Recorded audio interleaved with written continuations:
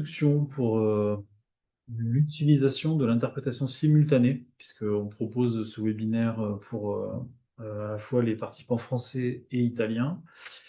Et donc, pour pouvoir accéder à la langue de l'autre pays, il faut vous connecter en fait en allant en bas de la visioconférence ou en haut selon votre configuration, soit sur le globe qui apparaît, soit sur le bouton plus. Allez sur l'option interprétariat, interprétation simultanée, et vous choisissez votre langue de traduction. Donc, une fois que vous avez configuré ça, vous m'entendrez en italien. Voilà. Et vous avez les consignes qui sont affichées dans la discussion du webinaire. Voilà, donc bonjour à toutes et à tous. Bienvenue à ce webinaire qui est dédié au traitement et à la valorisation des données de fréquentation à travers l'exemple concret du Parc national des écrins. Chaque année, les espaces naturels protégés alpins sont fréquentés par plusieurs millions de visiteurs. Derrière ce volume se cachent des enjeux importants, comme la conciliation de la préservation de la biodiversité, la qualité de l'expérience des usagers, et pour les gestionnaires, la prise de décision éclairée, voilà, de mesures réglementaires ou de différentes mesures de gestion. Et donc, c'est précisément à ces questions que tente de répondre le consortium Biodive Alpes, qui réunit 7 parcs naturels français et italiens, via le programme Alcotra, qui est en fait le fonds FEDER de l'Union européenne sur les Alpes entre la France et l'Italie. Voilà, et donc le Parc national des écrins fait partie de ce consortium. Et on vous présente donc ce webinaire dans le cadre de ce programme. Alors pour certains d'entre vous, vous avez déjà participé à 2 webinaires qui ont été organisés depuis le mois de janvier. Il en restera un autre au mois d'avril. Donc on a une série de 4 webinaires, tous sur les sujets de la fréquentation, avec des approches différentes et complémentaires. Alors aujourd'hui, les données de fréquentation, qu'elles proviennent d'éco-compteurs, de traces GPS ou d'informations de type unité touristique, comme les unités en refuge, ce ne sont plus que de simples indicateurs. Voilà, ces données, elles sont devenues un levier stratégique pour comprendre les usages de nos espaces naturels, pour essayer d'anticiper les pressions sur les milieux, les espèces, et innover dans la gestion de nos espaces protégés. Pourtant, le constat que l'on fait, et en premier lieu pour ce qui est du Parc national des écrins, c'est que le potentiel de ces données reste souvent sous-exploité. On sait très bien faire des bilans et donc faire de l'observation à partir de quelques chiffres clés. En revanche, savoir utiliser ces données de manière croisée, les analyser, objectiver la fréquentation et tirer les enseignements pour agir, c'est un autre sujet auquel on n'est pas forcément toujours organisé, ou on n'a pas toujours les compétences en interne. Et donc, c'est tout l'objet de l'étude que nous allons vous présenter dans la première partie de ce webinaire. Donc, une étude pilotée par le Parc national des écrins en collaboration avec Victor Casalis. Victor, il est écologue et analyste. Et donc, l'étude que l'on a menée nous a permis d'aller au-delà de la simple observation en explorant des méthodes de croisement et de corrélation pour objectiver les jeux de données que possédait le Parc national des écrins, et avec pour finalité de pouvoir ensuite affiner nos pratiques de gestion. Voilà. Donc nous verrons comment ces travaux finalement ouvrent des perspectives, notamment en corrélant différentes sources de données de fréquentation et en les rapprochant aussi, dans certains cas, à la fois d'informations de type schéma de sentier, et aussi en les rapprochant de données de la biodiversité. Voilà. Une partie de ce travail nous a inspiré d'ailleurs une autre étude. Donc, je fais une petite incartade sur le l'ordre du jour pour vous dire que on a une nouvelle étude en cours, toujours avec Victor Casalis, et on est en train d'élaborer, en partenariat avec 14 espaces protégés alpins français et italiens, on est en train d'élaborer une cartographie standardisée et une comparaison des fréquentations au sein et entre les 14 espaces protégés alpins. L'idée, c'est de pouvoir caractériser la fréquentation de chacun de ces espaces et de les comparer, pouvoir voir quels sont on va dire, les niveaux de fréquentation, puisque présuppose que la fréquentation n'est pas la même d'un espace protégé à l'autre, donc ça nous amènera des éléments intéressants. Cette étude-là, je le dis tout de suite, elle fera l'objet d'une autre restitution mi-2026. On n'a pas encore défini la date, mais on la communiquera prochainement. Voilà. Et ensuite, donc en seconde partie de ce webinaire, Camille Monchicourt, donc, qui est chef du pôle système d'information du Parc national des Écrins, partagera avec nous le défi et les innovations liées à la centralisation des données et à la gestion des bases de données dans les espaces naturels protégés. Évidemment sur le cas du Parc national des Écrins, mais aussi avec une réflexion un peu plus large, donc à savoir quelles sont les bonnes pratiques, voilà, comment s'adapter à l'afflux croissant de données et surtout comment centraliser et sauvegarder ces jeux de données de manière autonome. Voilà. Donc, on essaiera d'apporter quelques réponses à ces questions et aussi peut-être d'ouvrir des perspectives par rapport à ces éléments-là. Voilà. Donc, je vais, avant de lancer donc les intervenants du jour, je vais laisser la parole à Juliette Frigo qui va vous expliquer le déroulement pratique de ce webinaire. Et je vous souhaite à tous et à toutes une bonne écoute et je vous remercie pour votre participation aujourd'hui. Merci Pierrick. Donc, bonjour à toutes et à tous. Nous vous rappelons tout d'abord, avant l'intervention de Victor Casalis, que vous avez la possibilité d'avoir de l'interprétariat simultané. Vous avez les instructions dans le chat, mais c'est dans le petit plus ou le globe qui va apparaître et vous pouvez choisir ensuite votre langue, que ce soit pour l'écouter en italien ou en français. Nous avons deux interprètes qui sont ici pour traduire. Donc ça va être tout d'abord l'intervention de Victor Casalis jusqu'à 14h50 à peu près. Si vous avez des questions, nous vous invitons à les poser dans le chat, dans le canal Tout le monde. Nous les collecterons et on les lira et y répondra dans la foulée de l'intervention de Victor. Et ce sera le même format ensuite avec Camille Monchicourt et son intervention après celle de Victor à 14h50. Fin max du webinaire à 15h30. Merci beaucoup. Et Victor, si tu veux partager ton écran pour ta présentation, je te laisse la main. Oui, il faut arrêter le partage d'écran précédent, s'il vous plaît.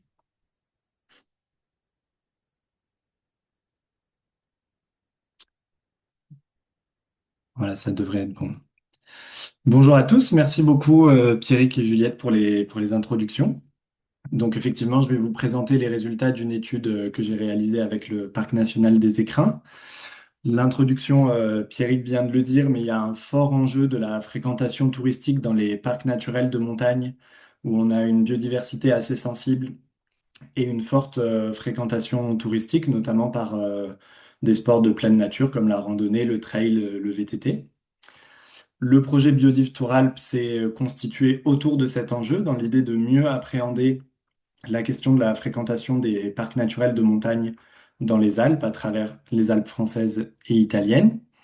Et là-dedans, le parc national des Écrins qui accumule de nombreuses données depuis des dizaines d'années, des données de fréquentation humaine que je vais vous présenter ensuite, a fait appel à moi parce qu'ils ont donc ces données qui s'accumulent et pas de chemin clair sur ce qu'ils peuvent en faire d'un point de vue vraiment analytique. Et donc ma prestation qui s'est étalée sur l'été et automne dernier avait plusieurs objectifs de décrire et cartographier la fréquentation à l'échelle du parc. Également un objectif un peu plus centré pour voir au niveau d'un site, d'un vallon, ce qu'on pouvait dire avec ces données de fréquentation, ce qu'on pouvait quantifier, et de croiser un petit peu cette question de la fréquentation avec les zones où la biodiversité est la plus sensible, donc pour repérer un petit peu les zones d'interaction entre fréquentation et biodiversité, et de formuler quelques recommandations sur l'évolution du dispositif de suivi de la fréquentation.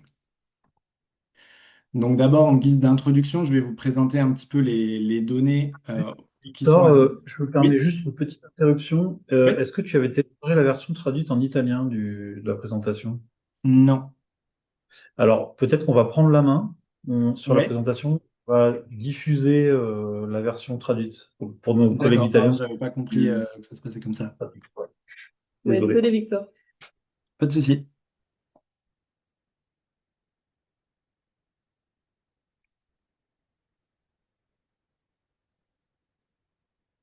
Ah, c'est mieux. Vas-y, je te laisse la main. Ouais, donc tu peux passer à la diapo suivante. Donc, on a regardé, je vais vous présenter un petit peu les données qui sont mises à disposition. D'ailleurs, d'abord, il y a tout un groupe de données que j'appelle les données internes, c'est-à-dire c'est les données qui sont gérées directement par le parc des écrins, qui sont souvent collectées par le parc ou en tout cas qui sont stockées localement dans le parc. Donc, on a 6 types de données. D'abord, les maisons de parc. Il y en a 23 sur l'ensemble du parc national des écrins, où il y a de la documentation et un accueil du public qui est fait. Et à chaque fois qu'il y a de la fréquentation, on compte les nombres de personnes qui y passent. Donc on a un chiffre par mois depuis des dizaines d'années du nombre de personnes qui visitent chaque maison de Pâques. En altitude, on a les refuges, où pour certains refuges, 24, le nombre de nuitées commercialisées est compté, pareil, mois par mois depuis des années. Le parc a réalisé plusieurs enquêtes en faisant passer des questionnaires au début de certains sentiers de randonnée. Donc, il y a plus de 3000 réponses qui ont été collectées sur 9 lieux localisés dans le parc qui vont nous renseigner sur les personnes qui visitent le parc, si elles viennent longtemps, pas longtemps, quelles activités elles y font, etc. Et derrière, on a trois types de données internes qui sont plus quantitatives, qui sont les compteurs de voitures, les compteurs routiers, au nombre de 22, où on a sur certains axes routiers dans le parc le nombre de passages heure par heure de véhicules qui sont comptés. On a le même système avec les éco-compteurs ou compteurs pédestres qui comptent le nombre de passages de piétons, donc souvent de randonneurs sur un sentier de randonnée où il y a un éco-compteur où ils sont obligés de passer et qui va compter heure par heure le nombre de passages. Et quelque chose qui nous donne une indication similaire, c'est des pièges photos qui sont localisés à certains endroits du parc, qui comptent également le nombre de personnes qui passent sur les sentiers, avec un petit peu plus d'informations qui peuvent être le sens de progression, s'il y a un chien, si c'est des adultes ou des enfants, etc. On peut passer. Et donc j'ai reçu toutes ces données internes gérées par le parc et je voulais vous présenter quelques exemples de difficultés d'utilisation parce que les données étaient en partie formatées pour être faciles à lire individuellement, un peu ce que disait Pierrick. On a l'habitude d'aller chercher l'information qui nous intéresse, mais elles n'étaient pas très bien formatées pour une lecture un peu automatisée. Moi, j'ai vraiment pris beaucoup de données que j'ai cherché à mettre ensemble, à standardiser. Donc là, par exemple, c'est un exemple sur les données les données de compteurs routiers. Vous voyez que le tableau qui nous intéresse avec les dates et les heures en colonne, il est en bas et qu'au-dessus, on a un en-tête qui est vraiment pas pratique d'un point de vue analytique parce qu'il faut trouver où est le tableau, qui n'est pas toujours au même endroit dans le fichier selon les compteurs. Et dans cette en-tête, il y a de l'information très importante, notamment le nom du compteur routier, qui n'est pas facilement accessible parce que elle aussi, elle change d'endroit régulièrement. En plus de ça, on voit dans les colonnes du tableau, par exemple, heure et jour, qui sont en fait un nom de colonne qui est sur deux lignes. Voilà, donc il y a plein de choses comme ça qui sont visuellement pratiques, mais d'un point de vue analytique, pas du tout. Un autre exemple, si on peut passer, c'est ça, c'est les données de maison de parc. Donc on a une ligne par maison de parc, une colonne par mois. Ça, c'est très pratique, c'est très facile à analyser.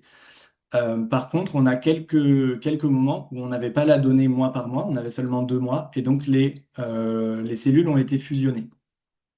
Le 2968, là, en jaune, c'est ça. Et donc ça, idem, c'est très visuellement, c'est très pratique, mais d'un point de vue analytique, c'est vraiment, vraiment pas pratique, et c'est le genre d'erreur qu'on risque de ne pas remarquer, mais qui aura des conséquences plus tard. Et on peut passer à la suivante. Et ça, c'est les fichiers éco-compteurs. Donc eux, c'était un format très standard, ça c'était très pratique. J'ai un fichier par éco-compteur, toujours au même format, avec la date et le nombre de personnes. Par contre, il manque des informations. On n'a pas, ne serait-ce que le nom de l'éco-compteur, qui est en fait donné dans le nom du fichier, mais qui n'est pas présent dans le tableau. Donc pour combiner les tableaux, ça demande pas mal de manipulation. Et en plus, il y avait un enjeu que le nom des éco-compteurs qui sont dans les fichiers ne correspondait pas au nom des éco-compteurs qui me permettaient de savoir où ils étaient. Donc il y a plein de petits problèmes comme ça qui en fait demandent beaucoup de temps et source d'erreurs qui sont bien à corriger si on veut que les données internes soient faciles à utiliser. Et pour ça, j'ai formulé des recommandations au parc, si on peut passer, super. Donc ça, c'est un peu le tableau idéal qu'on espère en tant qu'analyste de données. C'est un tableau qui commence dans la cellule en haut à gauche, où la première ligne, c'est le nom des colonnes, qui va inclure dans le nom dans le nom, qui va inclure, pardon, les noms ici des écho-compteurs dans une des colonnes, et que ces noms correspondent bien aux autres fichiers où les écho-compteurs sont nommés. On aime aussi éviter qu'il y ait des cellules fusionnées, que le format des dates soit homogène. Moi, j'avais des fichiers où c'était 01-07-2025, des fichiers où c'était 2025-07-01, donc ça demande encore du travail un peu manuel d'homogénéisation. On aime que ces fichiers, ils incluent uniquement les données brutes et pas des données, notamment les données totales à la fin, qui sont une somme des données. C'est pas du tout pratique analytiquement et on risque de les utiliser comme des données, donc de dupliquer l'information. Et quelque chose d'important en bas à droite, c'est de différencier les comptages nuls, c'est-à-dire mon éco-compteur fonctionnait, personne n'est passé dessus, des moments de dysfonctionnement où on n'a pas de données. Donc on n'a pas de données, mais peut-être que des gens sont passés. Seulement l'éco-compteur ne fonctionnait pas. Donc d'utiliser les zéros quand c'est possible, quand on sait qu'il n'y a pas de données, et les différencier des NA, des données manquantes quand on les a pas. On peut passer à la suivante.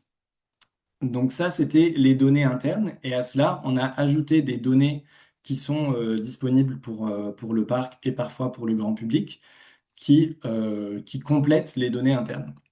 Donc on en a deux types là qui sont présentés. Les premières, c'est par Outdoor Vision et Strava. Ce sont des traces GPS d'activités sportives de pleine nature. Donc dans les deux cas, c'est des applications qui sont utilisées par des randonneurs, trailers, cyclistes qui vont lancer leur application au moment de commencer une randonnée. Cette application va sauvegarder le tracé GPS et va la mettre à disposition dans la base de données. Donc dans les deux cas, ces données sont pré-travaillées et regroupées en flux, donc des sentiers sur lesquels on va savoir le nombre de passages qui sont réalisés. Et ça nous donne du coup une très bonne connaissance de la fréquentation du parc parce qu'on a vraiment des traces des utilisateurs et ce sont des applications qui sont quand même très utilisées. Donc on a une grosse quantité de données sur l'ensemble du parc. Un autre type de données qui est mobilisable, ce sont les données naturalistes, où il y a plusieurs applications, notamment iNaturalist et PlantNet, qui permettent d'entrer en ligne des observations naturalistes. Alors nous, ce qui nous intéresse là, c'est pas de savoir où sont les bouquetins, mais c'est de savoir où sont les observateurs des bouquetins.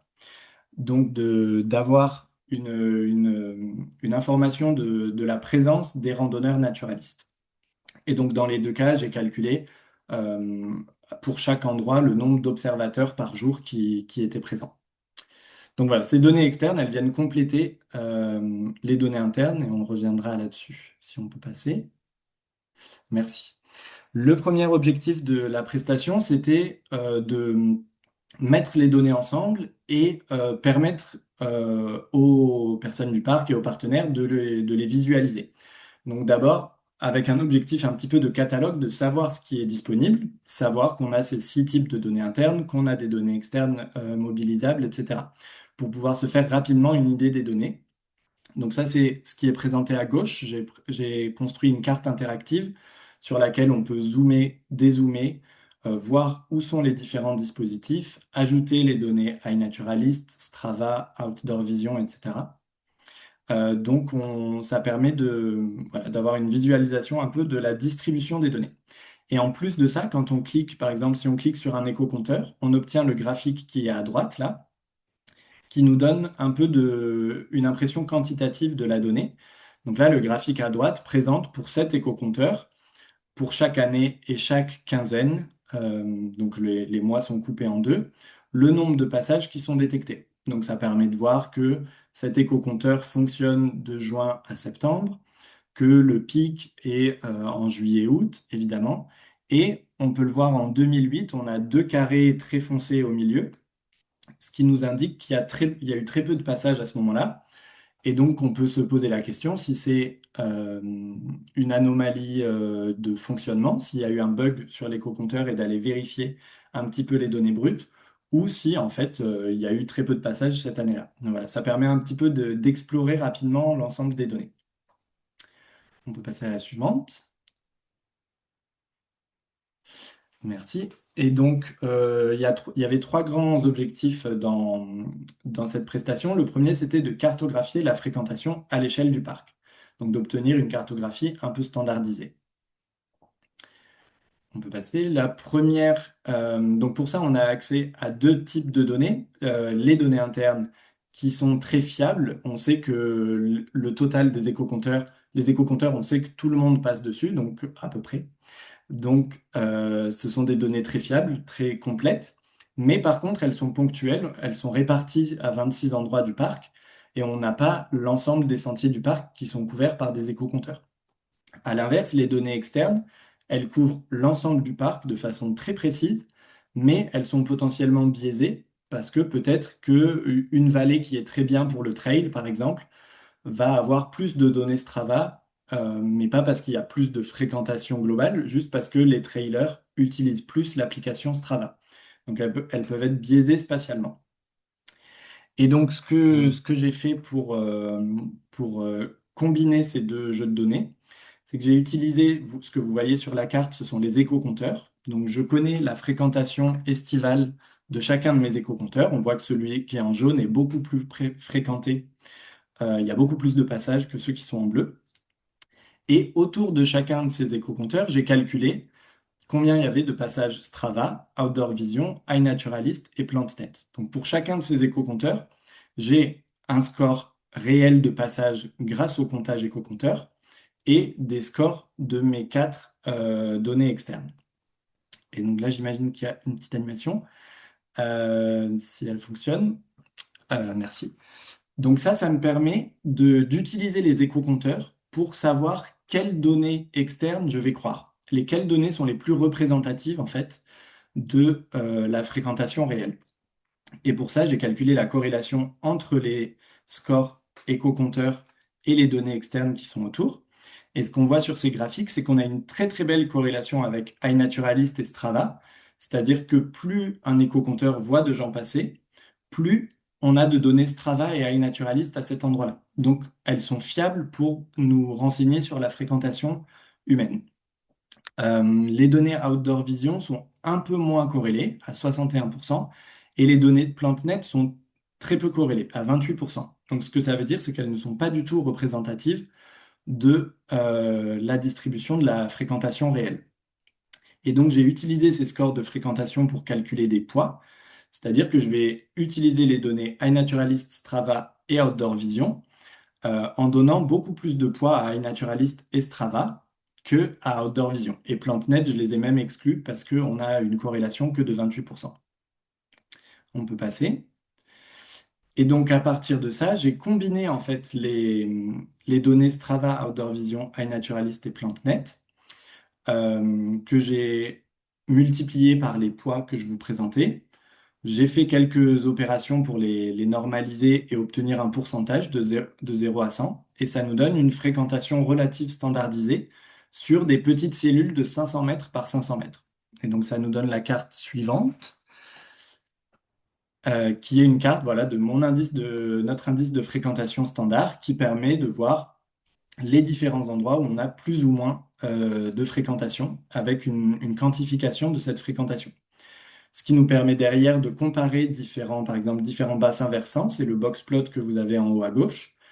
Donc de voir que le bassin versant du pont du Fossé en Selle, c'est celui qui a la plus haute moyenne de fréquentation. Et voilà, donc de comparer les différents lieux du parc. Et également de voir comment la fréquentation évolue avec certaines covariables.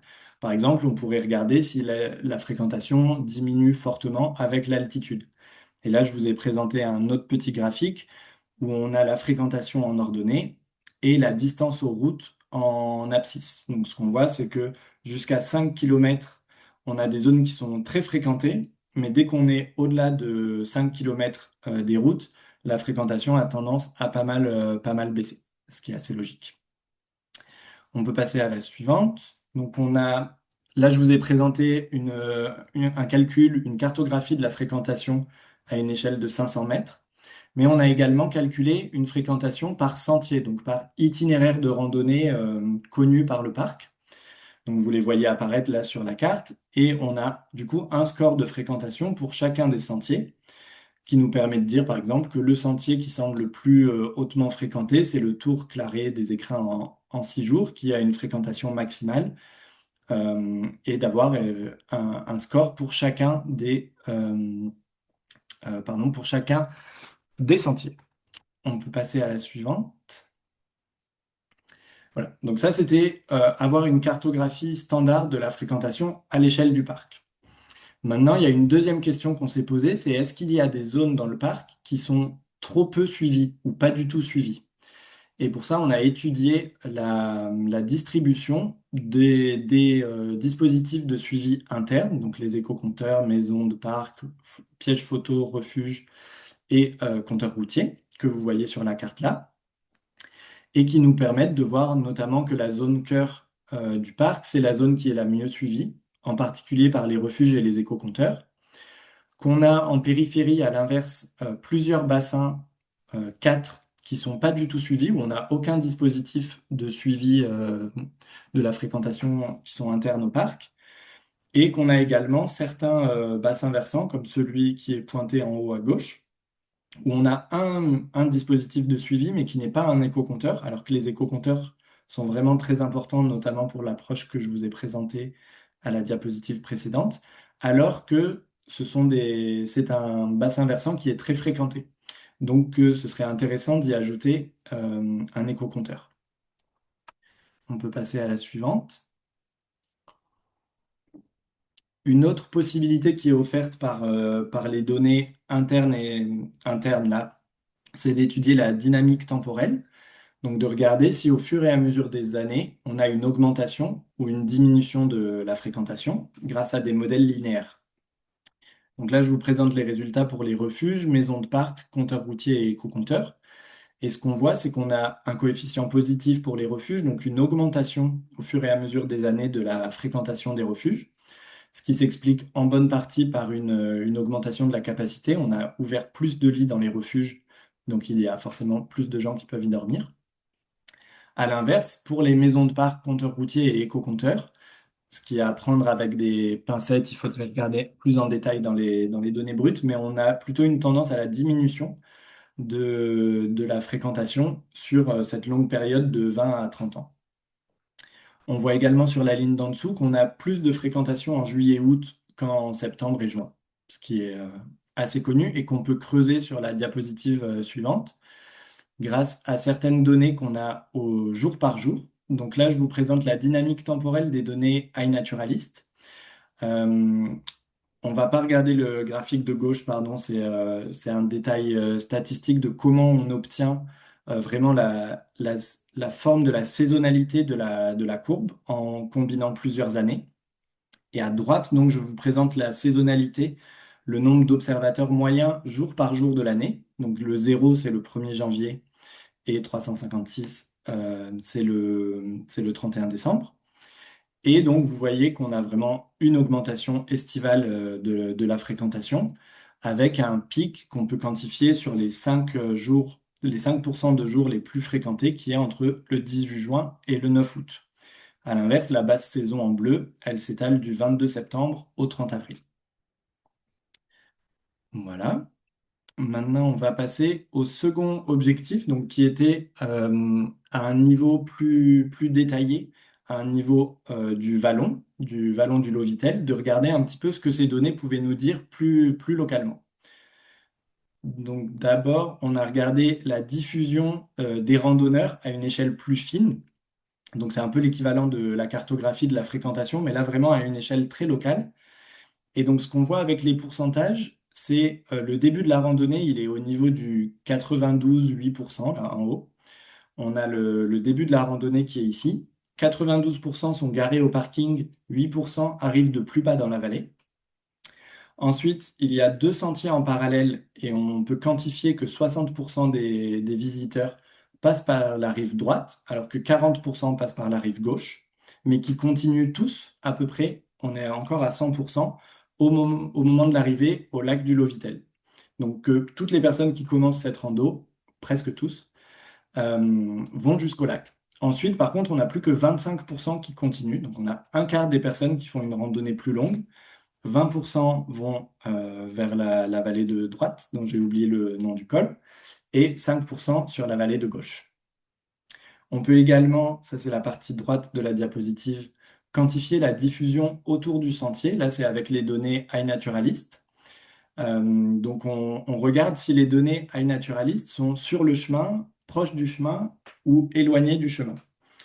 Ce qu'on voit, c'est que à presque toutes les altitudes, on a une grande majorité des données qui sont faites à une distance très proche, moins de 20 mètres du chemin. Donc que les observateurs, les randonneurs semblent rester en grande majorité sur le chemin. Par contre, à l'altitude 1500 mètres, qui correspond au niveau du lac, donc à la zone où on fait le pique-nique, là on a une grosse diffusion autour des sentiers. Donc beaucoup de gens s'éloignent du sentier au niveau du lac. Et donc c'est juste les données iNaturalist qui nous permettent de surveiller un petit peu si les gens restent sur les sentiers ou non et dans quelle zone ils s'en éloignent. C'est bon. On peut aussi faire une analyse temporelle un petit peu plus fine que ce que je vous ai présenté précédemment en regardant vraiment heure par heure. Là, c'est le graphique de gauche qui vous présente pour les 4 pièges photos les pics de fréquentation horaire.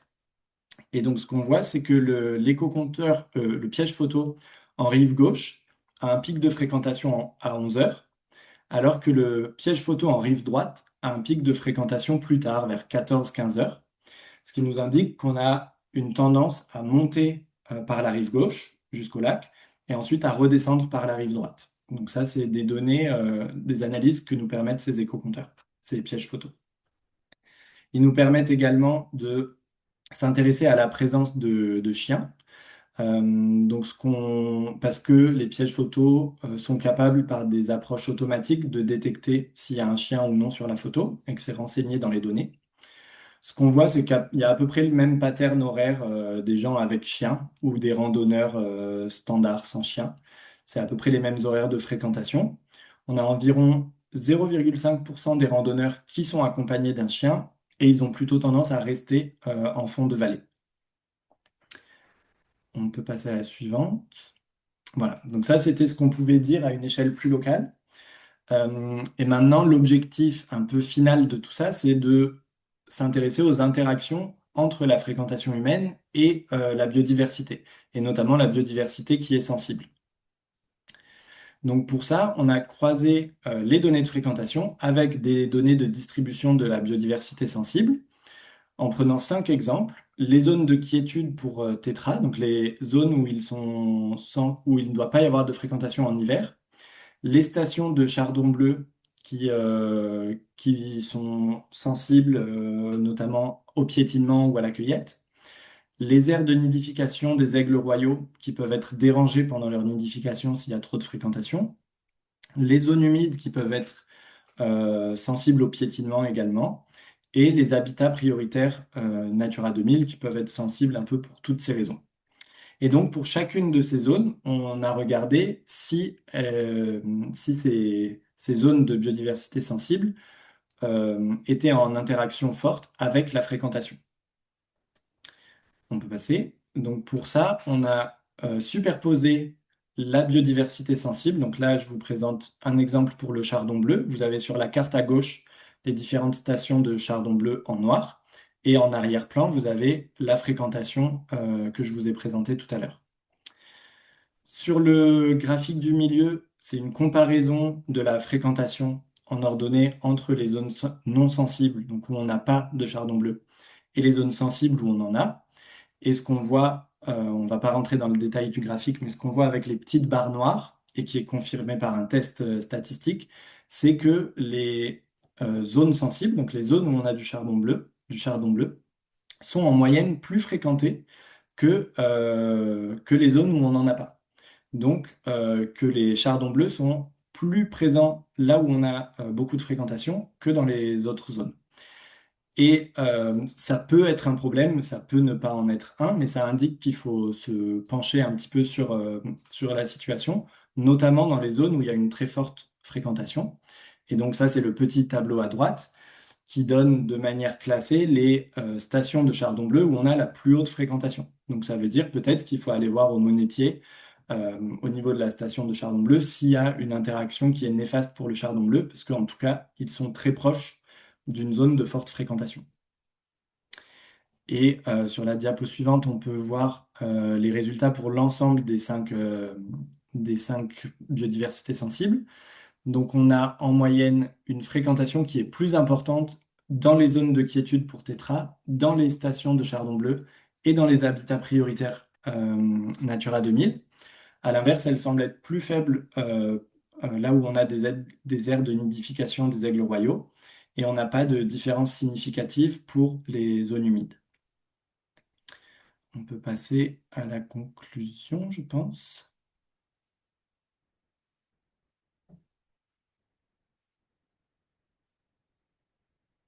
Merci.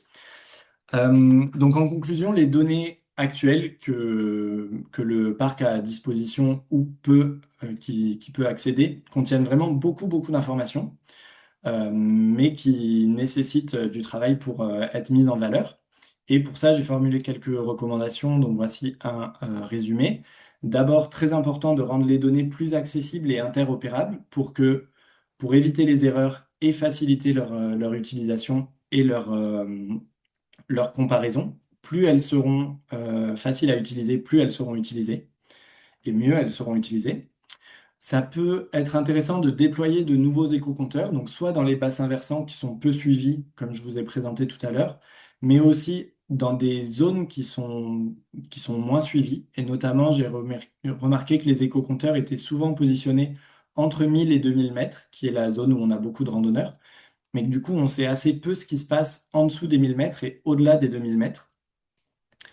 Il y a aussi des zones d'ombre en termes de type de fréquentation qui peuvent être intéressantes à combler.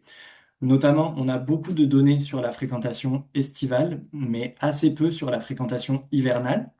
Alors que ça peut être intéressant de savoir, d'avoir une idée un peu nette de la fréquentation notamment des skieurs ou des randonneurs en raquettes. On a également peu d'informations sur les activités de pleine nature autres, comme le vol libre, l'escalade ou le bivouac. Et les outils dont dispose le parc pourraient permettre également d'étudier certains comportements spécifiques. Comme exemple, dans le rapport, j'ai parlé euh, des lacs, des baignades dans les lacs.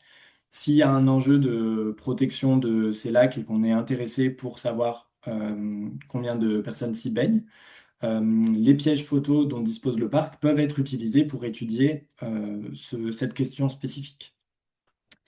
Et ensuite, la dernière recommandation, c'est d'étendre les outils et les analyses qui permettent d'étudier l'interaction entre fréquentation et biodiversité, parce qu'on a eu beaucoup de questions sur, sur cet enjeu-là. Et le parc des écrins avance dans cette direction assez rapidement. Et enfin, comme le disait Pierrick en introduction, on est en train de mener un projet en cours qui reprend une partie de la méthodologie de cette étude, mais qui l'applique à une quinzaine de parcs français et italiens autour des Alpes pour comparer un petit peu la fréquentation et valoriser un petit peu les méthodes qui ont été développées dans cette étude. Merci beaucoup et on est disponible si vous avez des questions.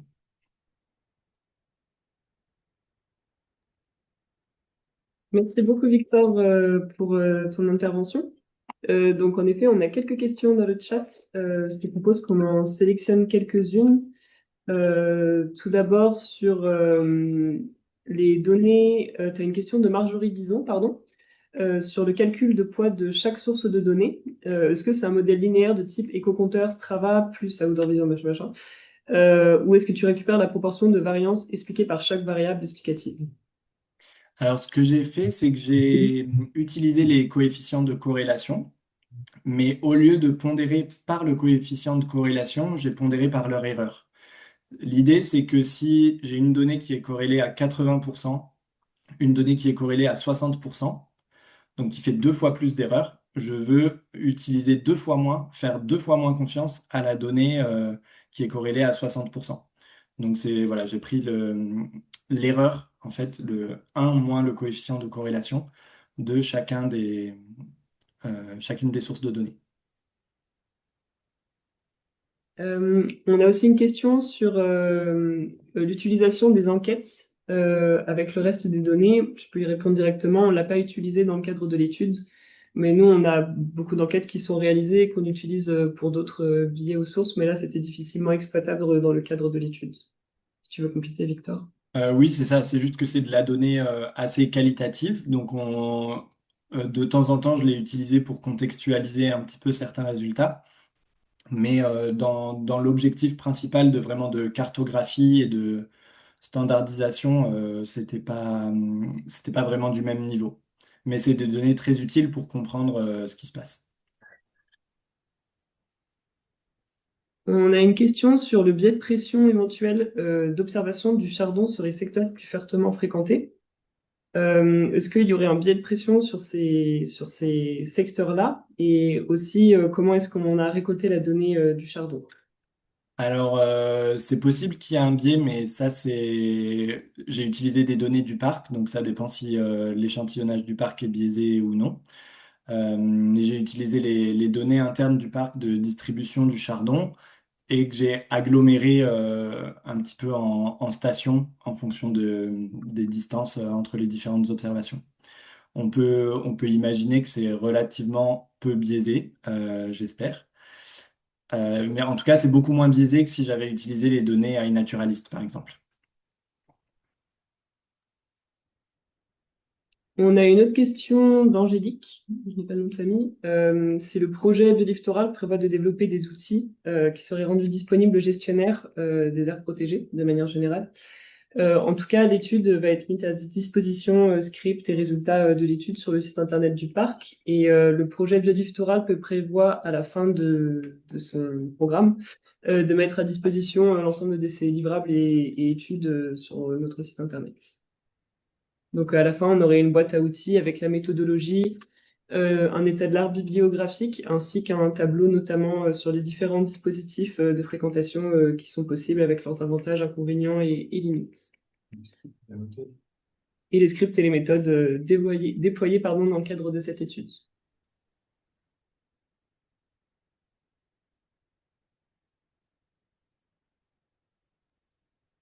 On a aussi une question sur l'origine, enfin sur les données issues d'applications de type randonnée ou planète ou PlanteNet. Est-ce qu'elles sont facilement accessibles et téléchargeables gratuitement? Victor, si tu veux répondre, je te laisse. Oui. Alors, je vais répondre pour la partie que je connais le mieux, qui sont les données naturalistes. Donc, les données PlanteNet et iNaturalist, elles sont libres d'accès. Tout le monde peut les télécharger. Il y a même des outils qui permettent de les télécharger et de les utiliser assez automatiquement, sous R notamment. Et les données Strava et Outdoor Vision, donc je vais pas détailler ça, mais Strava, c'est une application privée qui est mondiale et très utilisée. Outdoor Vision, c'est un programme du gouvernement français public qui regroupe plusieurs applications. Notamment, ce qui nous intéresse, nous, c'est l'application Visorando. Et ces données ne sont pas directement disponibles, mais elles sont accessibles par le parc et par de nombreux parcs, puisqu'on les utilise également dans la suite du projet. Je ne sais pas, Juliette, si tu veux rajouter un petit peu. Oui, de manière globale, les données Outdoor Vision, Strava ici, sont mises à disposition sous conventionnement, en gros. Par exemple, Strava met à disposition une plateforme qui est Strava Métro, sur lesquelles on peut par exemple créer son compte et avoir accès à nos données de notre territoire sous condition que l'on soit un parc national, une aire protégée de manière globale. Et ensuite, on peut récupérer des données agrégées par sentier et un peu nettoyer de notre territoire et du département de notre territoire. Donc, pour le cadre du parc national des Écrins, on a les données Hautes-Alpes et Isère par le biais de Strava Métro. Et Outdoor Vision, c'est une convention qui est mise à disposition ensuite les données marche, ski de rando ou autre. Et après, par contre, PlanteNet, iNaturalist et de manière générale le GBIF, ce sont de l'open data. Donc c'est accessible gratuitement et en téléchargement sous forme de flux ou de fichiers. Donc aucune convention dans ce sens-là. On a ensuite une question sur le type de données sur lesquelles on s'est appuyé pour quantifier la diffusion de la fréquentation par sentier dans le vallon. Victor, si tu veux y répondre. Oui, pardon, j'ai pas précisé ça. Donc, il y avait la diffusion autour des chemins. Ça, c'était par iNaturalist parce qu'on a vraiment des données précises et des données sur l'incertitude géographique aussi. Et ce que j'avais présenté à gauche avec les pourcentages par sentier, ça, c'était basé sur les données Strava et Outdoor Vision. J'avais combiné les deux. Donc c'était vraiment en utilisant les traces agrégées. Et nous, on n'avait pas demandé d'obtenir vraiment les traces GPS, mais pour Outdoor Vision, c'est possible, ce qui permet vraiment d'aller à un niveau de détail très très fin où on a le déplacement de chaque individu. Ça demande plus de travail d'analyse, mais on peut encore affiner vraiment les questions en étant à une échelle très très fine, à l'échelle de l'individu.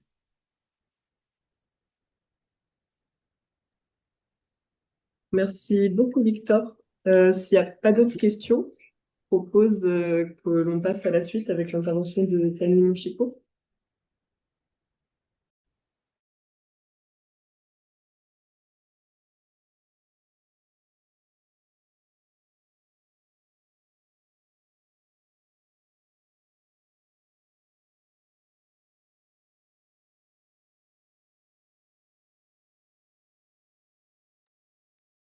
Juliette, tu avais une question sur les pièges photo également.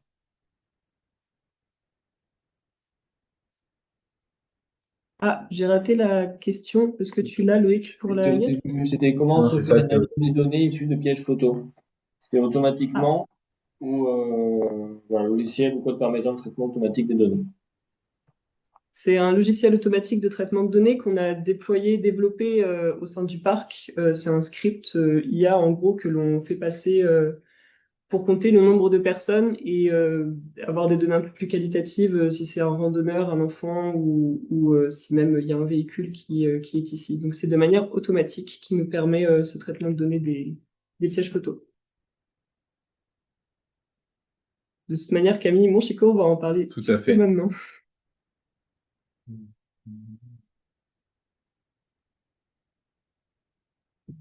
Eh ben bonjour, donc je vais attaquer la seconde présentation de ce webinaire en vous parlant voilà, de l'exemple de comment on a structuré et géré les données au niveau du Parc national des Écrins. D'abord de manière un peu historique et générale, et ensuite en allant plus en détail sur les données liées à la fréquentation.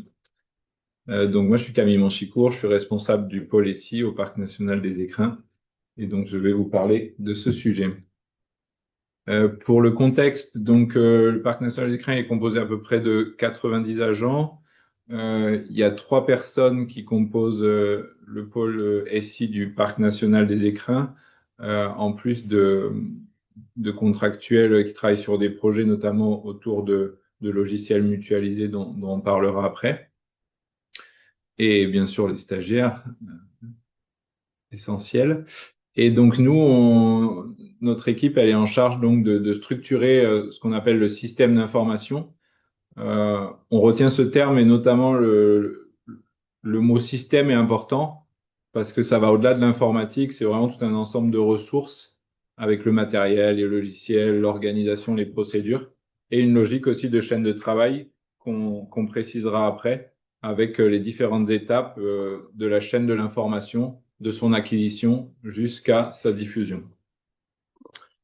Donc au niveau du parc national des Écrins, ben, voilà, on collecte des données depuis 50 ans à peu près, depuis la création du parc. Et puis ça s'est d'abord fait beaucoup sous format papier avec des fiches papier, des bouts de cartes imprimés. Ensuite, dans les années 80, il y a l'informatique qui est arrivée, les premiers ordinateurs. On voit sur les photos historiques qu'au début, c'est quelque chose qui faisait un peu peur. Et puis petit à petit, on voit à droite que les agences se sont mis à apprivoiser ces nouveaux outils.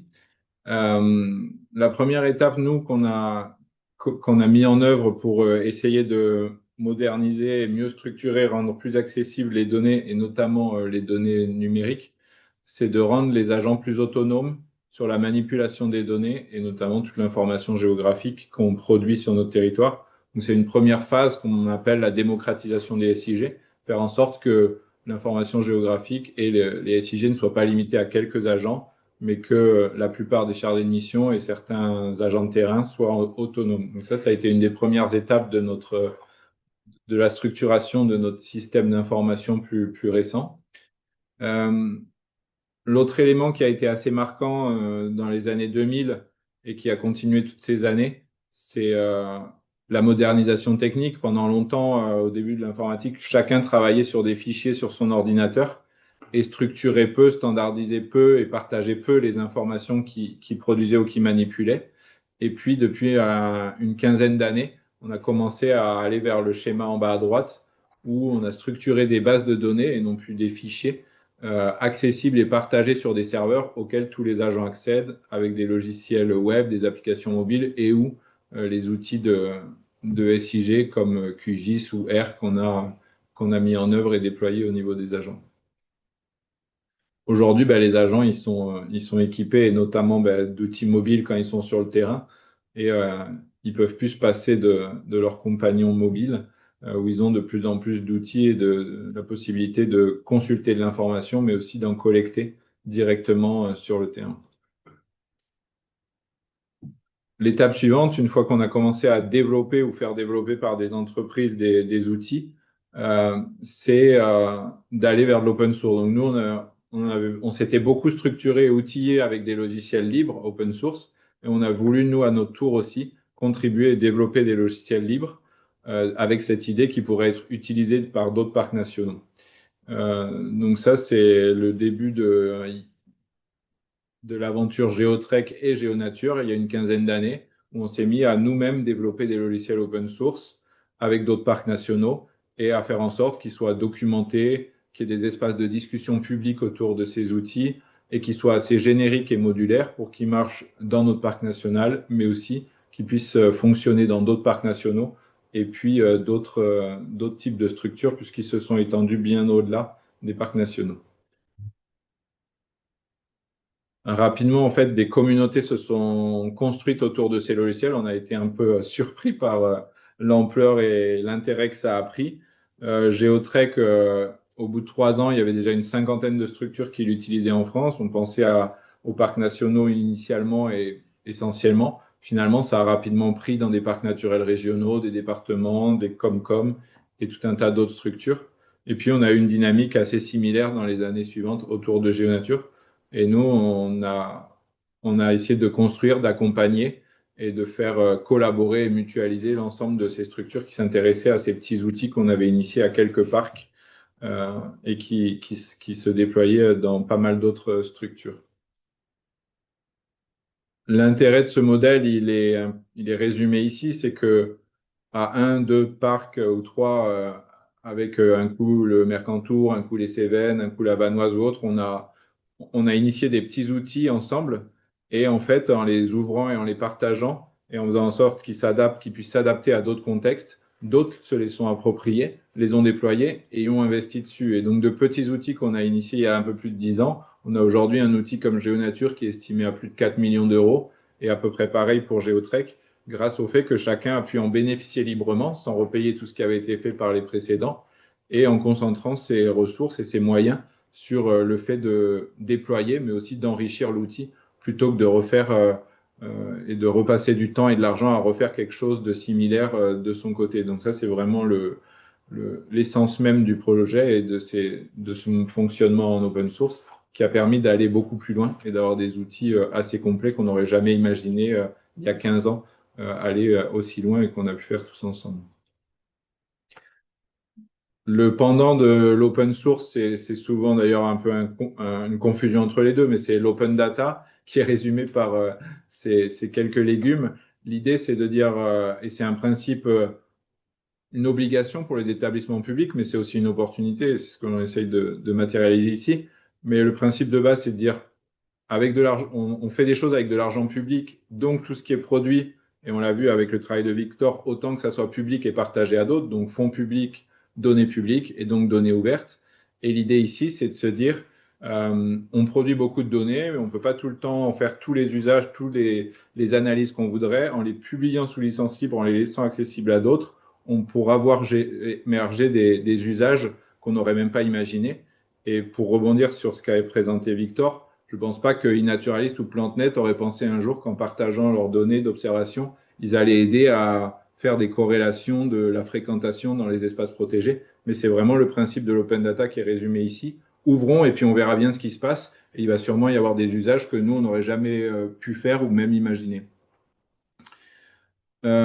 Si on regarde encore un peu tout ça globalement, et là c'est sur GeoNature, on va pas s'arrêter dans le détail, mais on travaille dans un réseau où les choses sont de plus en plus ouvertes avec l'open data, avec la standardisation, et ça nous permet, après avoir longtemps travaillé un peu en vase clos au niveau du territoire qui est ici représenté de notre base de données GeoNature, de s'ouvrir et d'aller élargir les données en les partageant en open data, en les diffusant au grand public sur des sites internet et en les partageant avec des partenaires territoriaux qui ensuite remontent au niveau international, national, puis international. Et là, on retrouve en partie les outils dont Victor a parlé et on contribue, nous, en ouvrant et en standardisant nos données à ce qu'elles se diffusent dans des réseaux plus larges. Même chose, et on ne détaillera pas non plus, mais sur Geotrek, c'est la même logique. On a produit et créé un outil, et ensuite les données, on les diffuse sur nos propres supports, mais grâce à des passerelles, à des formats ouverts et standardisés, on peut les rediffuser sur d'autres outils, des outils privés, sur des plateformes open data qui ensuite permettent potentiellement de les réutiliser dans des outils comme OpenStreetMap, et puis des plateformes touristiques comme Apidae. Et donc voilà, on démultiplie les usages et on facilite leur usage au-delà de celui que nous, on a prévu et pensé pour nos propres besoins. Une fois qu'on a fait tout ça et donc on a travaillé sur la structuration de nos outils pour la biodiversité avec GeoNature, de la randonnée, des sentiers avec Geotrek, que nos données sont diffusées, partagées à différentes échelles, on peut développer des outils qui mettent en lumière, qui croisent toutes ces données. Et ça, c'en est une illustration récente avec un projet qu'on a fait avec le Parc national des Cévennes et quelques autres parcs, où les données sont dans des bases de données accessibles sous forme de flux en open data, et où donc on peut, dans cet outil BAM, mettre un point quelque part, n'importe où dans le monde, aller interroger ces flux, ces grandes bases de données mondiales, et récupérer automatiquement toutes les observations, comme l'a fait Victor pour son étude, mais ici pour montrer toutes les espèces qui ont été observées autour d'un point. Et donc c'est un peu l'aboutissement de toute cette structuration, standardisation et diffusion des données à différentes échelles, de pouvoir ensuite les remobiliser, comme ici dans des outils divers. Pour conclure sur cette partie un peu générale, avant d'aller voir maintenant comment on a travaillé sur la fréquentation, on voit à gauche encore un schéma, on aime beaucoup les schémas, et qu'on a construit et structuré notre système d'information sur des standards qui nous viennent du niveau national avec l'IGN ou le SINP pour la biodiversité. Au milieu, on construit tous nos outils sur ces standards, ce qui nous permet de faciliter la structuration sur des choses communes entre parcs nationaux, parcs régionaux, conservatoires, mais aussi en cohérence avec ce qui est fait au niveau national des ministères ou du muséum. On construit nos propres outils métiers qui répondent à nos besoins au milieu. Et le fait qu'ils s'appuient en amont sur des standards fait qu'après, c'est facile de rediffuser, de repartager vers ces mêmes plateformes nationales qui elles-mêmes après renvoient au niveau international. Et donc, pour résumer comment on a construit, essayé de construire au fil des années ce système d'information. Donc, l'idée, c'est, avec l'open source et des compétences en interne, c'est d'avoir, reprendre un peu le contrôle de nos données, mais aussi de nos outils, après avoir longtemps été dépendant, soit de grosses entreprises, soit de prestations dont on avait peu de maîtrise. Standardiser et faciliter tout ce qui est échange, interopérabilité avec les partenaires. Faire des outils open source pour ouvrir les données qu'ils produisent, mais aussi les partager et permettre à d'autres de les utiliser et mutualiser tous ensemble pour amener plus loin leur fonctionnalité. Aujourd'hui, ce que fait Geotrek, c'est 10 fois plus que ce qu'ils faisaient à l'époque et ce qu'on avait fait juste à Deux Parcs avec le Mercantour, parce qu'il y a un PNR qui a mis 20 000 euros pour ajouter tel truc, et puis un département qui a rajouté ci, etc. Et donc, c'est l'aboutissement de l'investissement de toutes ces structures qu'on mutualisait. Une architecture unifiée, donc ça, c'est cette idée d'avoir, comme le schéma à gauche montre, voilà quelque chose qui répond à des besoins métiers avec leurs spécificités, mais de manière assez générique, globale et assez large, et de faire quelque chose qui a une cohérence globale. Et enfin, d'avoir un écosystème intégré et global où on se concentre d'abord sur la chaîne de travail, les données et les flux, et ensuite on construit des outils. On a parlé du développement interne, mais on travaille aussi avec des entreprises, donc c'est un modèle mixte et avec une architecture assez globale, ouverte et interopérable. Maintenant, si on regarde plus récemment, on a travaillé donc sur la biodiversité et les sentiers, et puis d'autres petites thématiques. Il y en a une qui est restée un peu orpheline, c'est toutes les données qu'on produit avec des capteurs. Alors, au départ, en 2022, quand on a initié ce travail, 2021-2022, quand on pensait aux capteurs, on pensait surtout à tous les capteurs de mesures physiques qu'on déploie de plus en plus sur le territoire pour des stations météo, des mesures dans le sol, dans les lacs, etc. Et donc, on a travaillé à trouver un outil sur ce sujet. Parce que les capteurs produisent énormément de données, les agents beaucoup, mais alors les capteurs, c'est des quantités et des quantités de données monstrueuses. Et on se retrouvait à avoir de plus en plus de fichiers, de données hétérogènes, diverses, avec des matériels différents, dont on savait presque plus trop quoi faire et où la croissance était exponentielle. Pour autant, c'est des données assez simples, puisque souvent, c'est des données, des séries temporelles. J'ai une date, une info, une date, une info, une date, une info. Et ça marche qu'on ait un capteur de météo qui prend la température, un capteur de sol, NDVI, etc. On a toujours un peu la même logique, une date, une valeur. On a avancé sur ce projet sur les mesures physiques. Et puis rapidement, on s'est rendu compte que les données de fréquentation, elles sont assez similaires. C'est une date, une valeur. Alors, pour une station, la valeur, c'est de la température. Pour un éco-compteur, c'est un nombre de visiteurs par heure ou par jour. Mais c'est la même logique. Et donc, notre objectif autour de ça, c'était structurer, stocker les données qu'on produisait de plus en plus et qui étaient assez diffuses sous forme de plein de fichiers, harmoniser, standardiser et centraliser ces données dans une vraie base de données pour pouvoir mieux les manipuler nous-mêmes, mais aussi les partager avec des scientifiques comme Victor ou les valoriser potentiellement plus largement à d'autres publics. Donc, la première question qu'on s'est posée un peu après l'expérience qu'on a eue sur les sujets précédents, c'est est-ce qu'il existe des standards sur la thématique? Et oui, il en existe, heureusement. Et donc, là, c'est une illustration du standard qui est utilisé beaucoup pour les données des capteurs, SOS. Donc, on s'est dit, OK, très bien. Donc, il y a des standards, donc on ne va pas partir dans une base de données un peu comme on l'imagine, mais on va essayer de s'appuyer dessus. Ensuite, est-ce qu'il existe des outils open source pour qu'on évite de refaire? Et là aussi, on a eu rapidement trouvé cet outil, IST-SOS, dont la présentation nous a parlé, gérer facilement votre réseau de capteurs et distribuer les données de manière standardisée. Bon, là, c'était exactement ce qu'on voulait faire, avec vraiment cette idée d'open source, de standards ouverts et de données ouvertes. Donc, ça cochait toutes les cases de la stratégie qu'on avait construite avec les projets Géotrek et Géonature. On a commencé à utiliser, tester, et puis ensuite, une fois qu'il était validé, déployer cet outil, et ça nous a vraiment permis de centraliser, structurer les données qui étaient en train d'exploser un peu partout, autour des capteurs de mesures physiques, mais ensuite faire la même chose avec toutes les données de fréquentation des éco-compteurs, et puis ensuite d'autres dispositifs que je présenterai juste après. Donc, on récupère auprès des dispositifs des informations sur le nombre de visiteurs. On récupère des fichiers bruts, des tableurs, des fichiers texte qu'on stocke. Et avant, on s'en arrêtait là et c'était difficilement mobilisable. Grâce à l'outil STSOS, on a pu centraliser et intégrer toutes les données dans une base de données unique, commune et standardisée. Et ensuite, les diffuser sous forme de visualisateur, mais aussi sous forme de flux standardisé, grâce au standard qui est derrière cet outil, vers les chercheurs notamment, qui sont souvent très intéressés par ces données et qu'on avait du mal à leur mettre à disposition tant que c'était des fichiers dans tous les sens.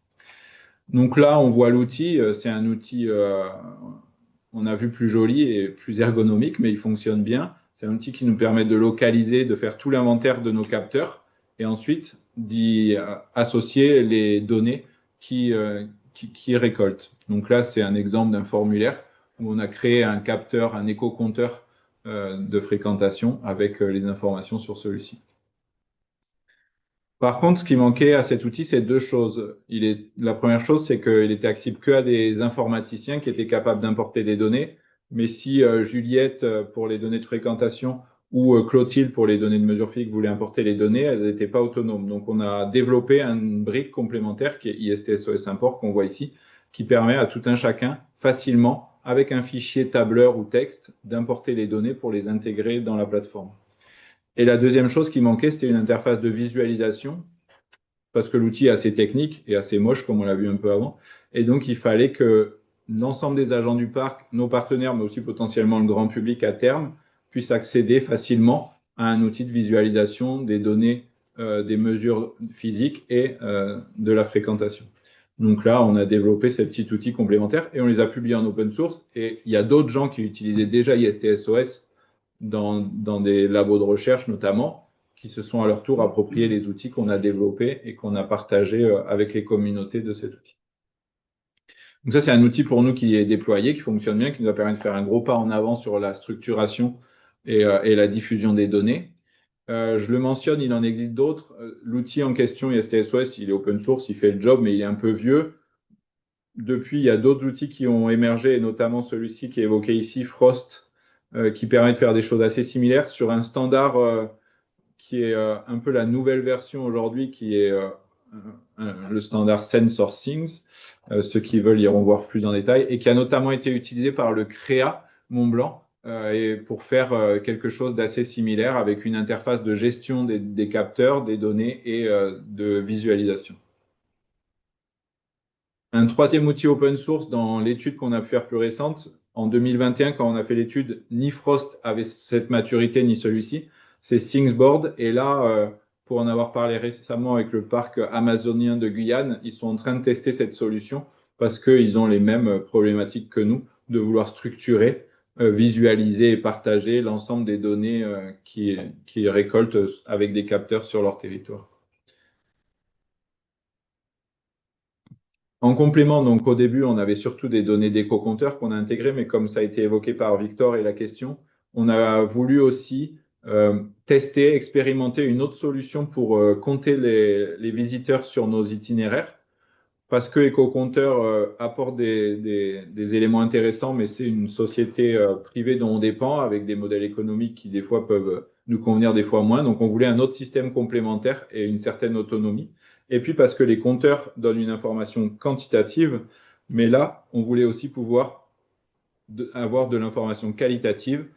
Est-ce que c'est des randonneurs avec des gros sacs à dos? Est-ce qu'ils sont en vélo? Est-ce qu'ils sont en ski? Est-ce qu'il y a un chien? Comme disait Victor, c'est grâce au piège photo et à ce dispositif qu'il a pu avoir des informations plus qualitatives en complément. Donc là, on a toute une chaîne de travail qui est encore un peu expérimentale, mais qui fonctionne, où on a des pièges photos sur des sentiers. On prend automatiquement des photos comme on fait pour les animaux. Ensuite, il y a tout un processus de récupération des photos sur les pièges photos. On les passe dans une moulinette qui vont compter les visiteurs, qualifier s'il y a un chien, un vélo, etc. Et ensuite flouter les données, parce que bien sûr, sinon, on respecte pas les données personnelles et on va tout de suite les flouter pour surtout pas diffuser d'informations sur les personnes en elles-mêmes. Et ensuite, fournir des tableaux et des fichiers qui comptent le nombre de visiteurs par jour, comme fait un éco-compteur qu'on peut intégrer dans l'outil IST-SOS. Donc là, voilà, il y a plus d'éléments avec un exemple de floutage et aussi une personne là qui randonne où on voit que les outils d'intelligence artificielle arrivent à identifier qu'il y a une personne, mais aussi qu'elle a un gros sac à dos. Donc c'est là qu'on peut commencer à rentrer sur le qualitatif. On peut essayer d'identifier si la personne a des skis pour distinguer des randonneurs et du ski de rando, etc. Donc voilà, ça c'est un outil périphérique et complémentaire aux éco-compteurs qu'on a mis en œuvre et qui est en production depuis 2 ans. Si on regarde globalement, donc voilà, on a nos activités sur le territoire, nos éco-compteurs qui captent l'information, et on la récupère souvent sous forme de carte SD et de fichiers et on l'intègre dans IST-SOS. En complément, donc on a les pièges photos et les traitements avec de l'intelligence artificielle qui nous font des comptages aussi qu'on intègre. Et ensuite, on diffuse ça sous forme de flux, sous forme d'interface avec l'outil de consultation et puis aussi la possibilité pour nos partenaires d'accéder et d'exporter aux données. Et prochainement, on devrait aussi les publier sur des plateformes d'open data. La faiblesse aujourd'hui, ben, c'est un peu ça, c'est le passage par les cartes SD et les fichiers. Donc à terme, on aimerait que cette transmission, elle soit beaucoup plus automatisée, notamment avec des réseaux comme les possibilités du LoRa, parce qu'en montagne, on a des grosses problématiques forcément de connectivité, de réseau. Donc on a expérimenté des solutions pour arriver à diffuser l'information directement du capteur vers la base de données sans aller récupérer des cartes SD et passer par des phases un peu plus complexes. Enfin, pour terminer, plus récemment, pour essayer de capitaliser et de prendre un peu de hauteur sur tout ça, et notamment d'aller voir et réfléchir sur tout ce qui est interaction entre activité de pleine nature et biodiversité, qu'est-ce qu'on pourrait faire en termes de croisement des données, mais aussi comme outil. On a organisé un hackathon avec le pôle ressources sport de nature et Patrinat pour faire travailler des petits groupes sur de l'expérimentation, de l'innovation autour de comment croiser les informations liées aux activités de pleine nature, outdoor, et les données de biodiversité qu'on a dans nos systèmes. Donc ça, c'était en fin d'année dernière. On était une cinquantaine de participants venant de 25 structures assez diverses, des espaces protégés, des acteurs nationaux, des acteurs privés, etc. Et donc, 6 groupes ont travaillé. Ce qui est assez intéressant, c'est que sur les 6 groupes, même s'ils étaient indépendants, autonomes et qu'ils avaient carte blanche pour faire ce qu'ils voulaient, avec des cas d'études sur des territoires en Isère, ont tous convergé vers essayer de faire quelque chose qui s'approche de ce qu'a présenté aussi Victor. C'est je croise des données de fréquentation, je croise ça avec des données de biodiversité, notamment les enjeux, et j'essaye d'identifier des endroits où il y a des potentiels conflits entre une fréquentation importante et des enjeux de biodiversité importants. Donc 5 projets sur 6 ont travaillé là-dessus, et le 6e a travaillé sur quelque chose d'assez périphérique, mais de récupérer les traces qui sont publiées sur les plateformes, et là aussi voir si quelqu'un a publié une trace sur Visorando, sur Ski Tour, Camp to Camp ou autre, qui passerait dans un espace à enjeu ou même dans un espace interdit pour être alerté. Donc on voit qu'il y a vraiment un enjeu et une volonté commune de, maintenant qu'on a construit et structuré tout ça, de faire croiser ces différentes données et thématiques et d'avoir des outils pour mieux travailler sur ces sujets. Et donc, lors de ce hackathon, où on voit ici quelques photos où les gens ont travaillé par petits groupes pendant 2 jours, on avait tellement cette proposition de l'ensemble des groupes assez homogène qu'on a proposé de donner suite avec un workshop de développement où on va se regrouper à une vingtaine de développeurs pour essayer de construire un nouvel outil qui justement irait chercher des données de fréquentation, des données de biodiversité, l'offre d'activités de pleine nature, tous les zonages réglementaires, croiser tout ça pour essayer d'identifier des zones avec des enjeux et ensuite de rendre ça accessible dans une application web Carto ou dans des SIG ou dans des flux pour que au moins les gestionnaires aient une meilleure visibilité et accès à l'information de croisement entre la fréquentation et les enjeux de biodiversité. Voilà, je vous remercie pour votre attention. J'espère que c'était clair et que ça vous a donné une vue d'ensemble de comment on a structuré notre système d'information globalement et ensuite comment on a décliné cette démarche sur la fréquentation. Et si vous avez des questions, on peut prendre un petit temps pour en discuter. Merci beaucoup Camille. On a quelques questions déjà dans le chat, notamment une question sur est-ce que nous allons rester sur IST-SOS ou passer sous ThingsBoards ou Frost ou autre? Eh ben, ça c'est une question qu'on se pose, mais en fait on n'a pas d'urgence. C'est 2 outils qui ont des logiques assez similaires. Les 2 nouveaux sont un peu plus modernes, mais proposent pas toutes les fonctionnalités qu'a IST-SOS et notamment avec les briques qu'on a développées en complément. Donc, les deux s'appuient sur des standards. Donc, on sait qu'on pourra passer facilement vers de ISTSOS à Frost ou Thingsboard, justement parce qu'il s'appuie sur des standards de données et donc il y aura des ponts. Aujourd'hui, on va rester dessus. Si vraiment on voit qu'il y a un intérêt à basculer sur un outil plus moderne, on y passera. Et par contre, c'est vrai que si aujourd'hui on devait lancer un projet similaire, on irait voir plus en détail, on irait peut-être plus vers l'une de ces deux solutions. J'attends vraiment des retours de la Guyane qui teste justement Thingsboard pour voir si c'est satisfaisant. Et on étudiera ça peut-être dans les années à venir, mais pour l'instant, on n'a pas de besoin de changer. Après, de manière générale, nous allons partager les supports présentés. Il y a une vidéo d'enregistrement et on va se caler avec le Mercantour pour voir comment est-ce que l'on met à disposition tous ces supports. On vous enverra les présentations à l'issue du webinaire. Ouais, et la mienne, elle est déjà disponible sous licence libre, comme la présentation le montre. On essaye vraiment d'avoir une démarche comme jusqu'au bout. Et donc, cette présentation est déjà sous licence libre accessible en ligne. On a une question de Pascal Benoît sur quand est-ce qu'aura lieu le workshop pour le développement de l'outil et de la méthode d'analyse fréquentation versus sensibilité ou autre. Alors, on est vraiment dans la phase d'organisation, mais toujours avec les acteurs qui ont organisé le hackathon, donc le pôle sport de nature et Patrinat. Voilà, on a peut-être une fenêtre en tout début d'été, fin juin ou début juillet. Mais c'est encore à confirmer. En tout cas, on informera à minima toutes les personnes qui ont participé au hackathon, puisque c'est la suite, et on fera une information un peu plus large pour partager ce qui est fait et les résultats, les outils, et puis éventuellement, si des personnes sont intéressées à venir développer un outil dans un gîte pendant une semaine, euh, s'ils sont développeurs, ça serait très intéressant.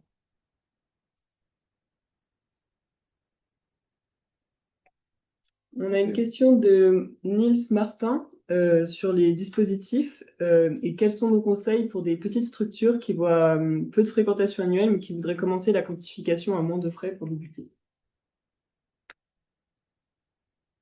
Il y a les dispositifs à mettre, à déployer sur le territoire déjà. Là, éco-compteur, bon voilà, je n'ai pas d'avis, je sais pas. En tout cas, ça fait référence et c'est une solution clé en main, donc c'est intéressant.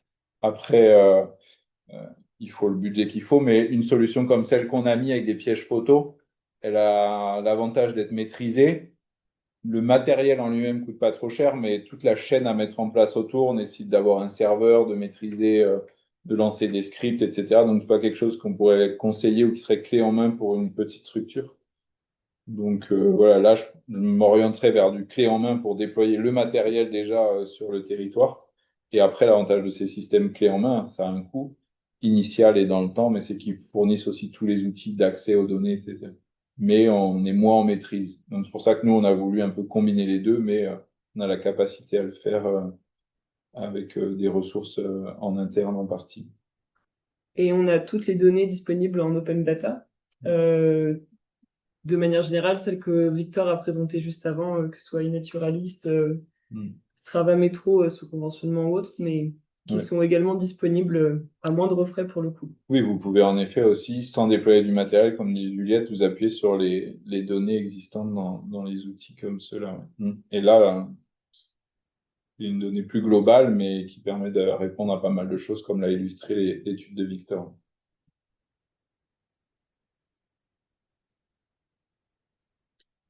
On a une question de Valentin Michel sur où est-ce qu'en est le développement de logiciels et d'API sur le croisement des données de fréquentation et de zones sensibles. Est-ce que ces structures pourront les utiliser facilement avec leur outil de mesure? Là, il y a une idée qui est ressortie de ce hackathon, quelque chose d'assez convergent de mettre en place un outil.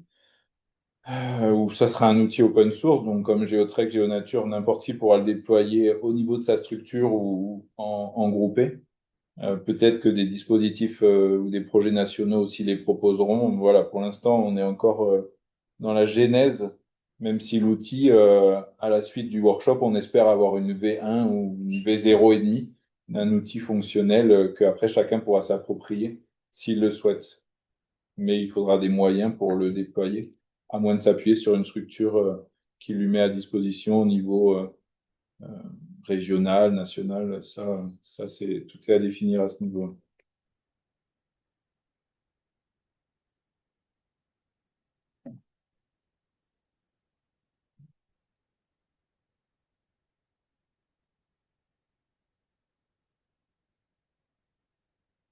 Alors, mon italien est limite. Loïc, je sais pas si tu veux traduire directement en Ce ligne. sera plus rapide. Donc c'est Barbara Reggioli qui remercie beaucoup pour la présentation. Et du coup, c'était pour voir si les rencontres qui avaient été faites étaient exclusivement dédiées pour le développement de ces outils, ou si on peut prévoir des formations pour ceux qui souhaiteraient apprendre à les utiliser. Bon.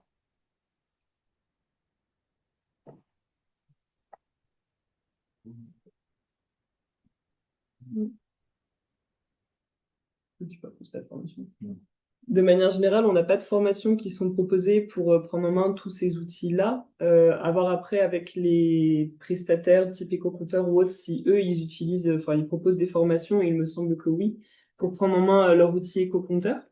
Nous, en tout cas, aux écrans, on ne propose pas de formation pour prendre en main tout ce qui est piège photo, utilisation des différents outils open source ou de bases de données type IST-SOS. On n'a pas de formation qui seront proposées dans ce cadre-là.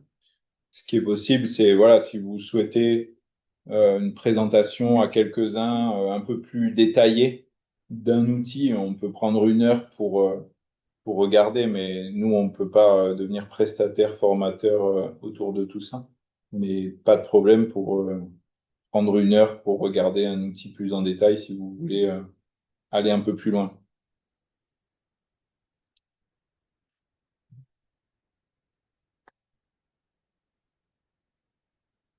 S'il n'y a pas d'autres questions, merci beaucoup Camille. Merci à vous. Merci beaucoup à tous pour votre participation au webinaire. Je vais laisser juste Loïc, du coup, dire le mot de fin. Merci Juliette. Oui, bah, pareil, hein, déjà remercier le parc national des écrins et les intervenants du coup pour l'organisation de ce webinaire. Remercier les interprètes du coup, qui ont permis à nos collègues italiens de suivre ces présentations. Et donc, comme le disait Pierrick en introduction, on est au troisième webinaire sur un cycle de 4. Donc, le prochain aura lieu le 15 avril à 10 heures, une durée pareil, hein, de 1h30. On est assez bon sur les timings, on est dans les temps. Donc, ce sera sur avec un focus, donc toujours sur la gestion des flux, avec un focus sur l'impact sur le milieu aquatique, voilà, donc comme vous voyez là à l'écran, donc sur de petites concertations et d'aménagement de sites concernant la gestion durable autour de la protection de l'eau. Donc on vous donne rendez-vous le mois prochain pour ce dernier webinaire de cycle sur la gestion des flux. Merci beaucoup et bon après-midi à toutes et à tous. Merci à tous. Au revoir. Merci beaucoup, au revoir.